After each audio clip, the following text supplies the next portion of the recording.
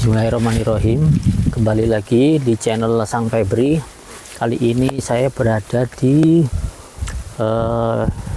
pojok desa dusun tempat saya tinggal. Ini saya di Tegalan Orang ya. Kali ini saya akan membahas tentang mengapa manusia setelah menikah itu kadang dengan jodohnya itu kadang cerai, kadang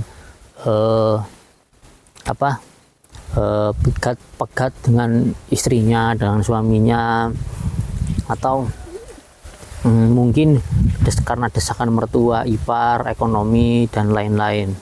Terus ada yang faktor ekonominya sudah lancar, dia tetap cerai karena selingkuh, nafsu atau gimana. Itu ada sebab ya. Itu yang pertama.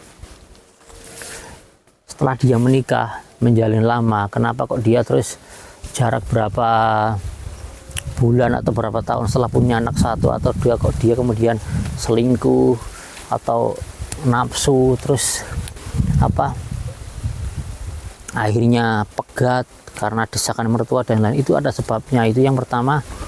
Dulu mungkin waktu mendapatkan pasangannya itu tidak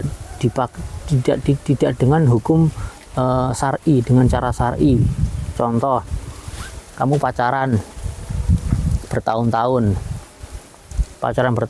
kok akhirnya kamu langgeng aja. Selama pacaran itu kok langgeng, nggak ada masalah, rukun, tenang, damai dari mertua, ipar, kok nggak ada masalah sama sekali, ekonomi lancar, pacaran kesana kesini, boncengan, berzina dan lain-lain, akhirnya kok tetap langgeng sampai pernikahan, sampai bertahun-tahun, misalkan sampai 5 tahun pacaran. Setelah itu kok kenapa kok dulu waktu pacaran kok langgeng, setelah menikah kok jadi cerai? Yaitu karena selama 5 tahun itu kamu berbuat dosa. Itu di dalam Islam itu ada yang namanya istijrot. Istijrot itu adalah kebahagiaan yang dikasih Allah secara terus menerus, padahal orang itu berbuat maksiat gitu loh. Pacaran itu kan maksiat, berzina itu kan maksiat gitu loh. Jadi jangan kaget kok ada pacaran langgeng sampai bertahun-tahun, setelah menikah kok cerai. Ya itu hukuman dari Allah gitu loh. Jadi jangan kaget.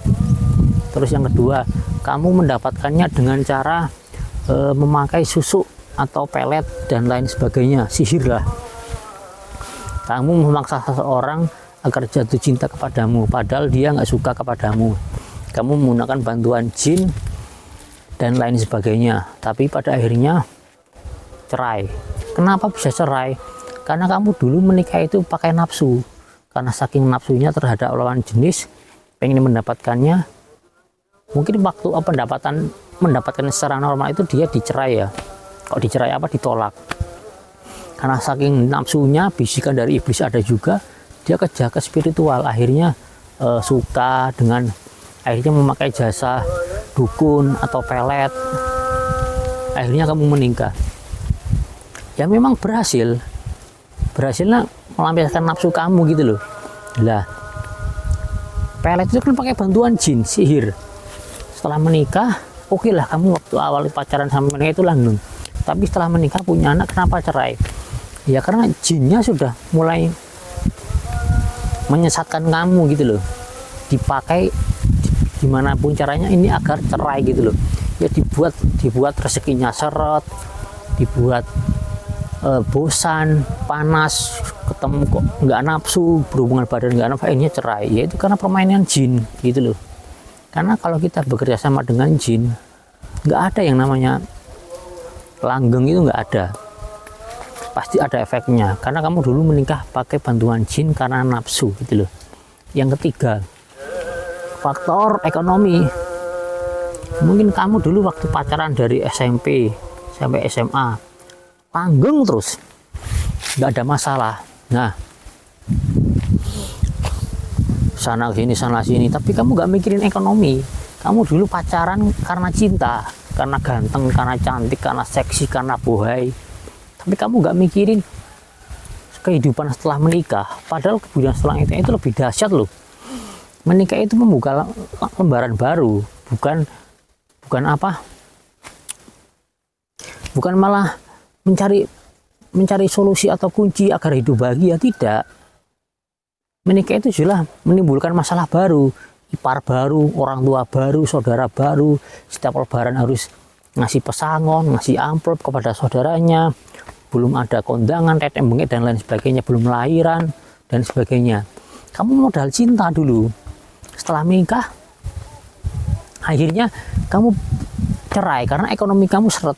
Kamu nggak mikirin sampai ke situ, kamu mikirin nikah enak, padahal enggak. Setelah menikah kamu punya anak, punya ini, penghasilan kamu nggak tetap, buruh harian atau apalah dan lain-lain sebagainya. Akhirnya kamu cerai karena ekonomi. Karena gini, orang menikah kalau dilandasi dengan nafsu cinta tanpa dibekali dengan ekonomi yang matang, ya karena gini loh, kalau kamu menikah mungkin awalnya enak ya, bisa terlampiaskan nafsu kamu, bisa berhubungan badan semau kamu, halal, memang halal. Tapi setelah menikah, apakah menikah itu hanya untuk berzina? Kok berzina? Hanya untuk bersetubuh? Ya tidak. Justru kalau kamu menikah, tersalurkan hasrat kamu, tapi ekonomi kamu gak kecukupan. Alah, bodoh. Fakta yang realita yang terjadi, orang itu kalau sudah menikah terus tercirit, terjepit, terlilit utang, ekonomi, keuangan dan lain sebagainya, apalagi kontrak-kontrak, itu boro-boro mikirin seks, mikirin nafsu, itu stres mikirin uang loh. Bicara nih iso nutup utang, bicara nih iso bayar sekolah anak, bayar beras, boro-boro mikirin hasrat seks kepada pasangannya, itu nggak ada.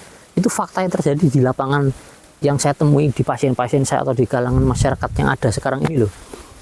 Jadi nikahilah karena kesiapan mental, ekonomi, kejiwaan, mental, semuanya itu harus dipersiapkan matang-matang gitu loh. Saya akan geser ke arah sana.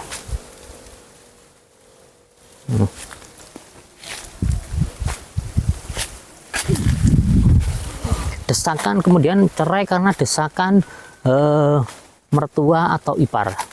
Contoh, kamu penghasilannya nggak tetap, mertua kamu pengennya itu anak kamu atau cucu dari mertua kamu itu enak, makannya enak, kamu penghasilannya seret, akhirnya kamu cerai dan lain sebagainya karena desakan dari mertua. Ya wajar kalau mertua kamu matre, terus kamu penghasilan minim, orang tua mertua kamu kaya, kamu ya di harga diri kamu diinjek-injek loh sama mertua loh, sama ipar gitu loh. Apalagi kalau istri yang punya penghasilan gitu loh, kamunya penghasilan di bawah istri, ya kamu digojlok harga dirinya sama istri kamu gitu loh. Kalau boleh jujur, istri saja itu dinafkahi sama suaminya setiap hari itu masih berani loh sama istrinya, sama suaminya, apalagi yang punya penghasilan sendiri. Merinding aku kerungu nih. Jadi mungkin hanya itu yang bisa saya sampaikan. Jika ada salah-salah kata, mohon maaf. Jika saya menyinggung perasaan, ya kapok, luweh, nyora, peduli. Oke, wabillahi taufiq hidayah. Wassalamualaikum warahmatullahi wabarakatuh. Sang Febri Jos.